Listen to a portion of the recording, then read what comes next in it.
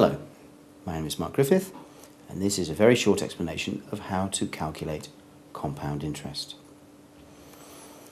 Most people understand simple interest, which is a percentage of a total amount. And if I borrow £100 at a simple interest rate of 5%, that means I am paying 5% each year in order to borrow the money. All that compound interest means is that you add back the extra debt to the total amount.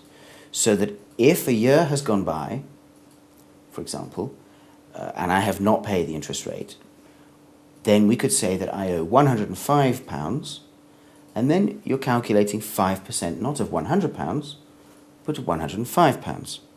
And that's going to be 5% of £100 is £5, and 5% of £5 is going to be 25 new pence.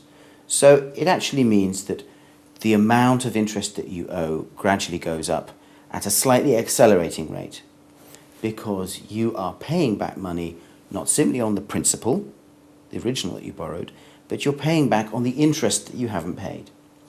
This is how credit card companies make money, because if you delay paying back your credit card bill for the end of the month, you're paying interest on the principal and you're paying interest on the interest. And of course, if you carry on for long enough, you're paying interest on the interest on the interest. So compound interest is what people in the Middle Ages used to call usury, and it can be bad news if you owe money, so pay attention to it and work out how it works. It's the difference between just paying a fixed sum each year or each month and paying a fixed sum on top of the extra money that you owe. Be careful.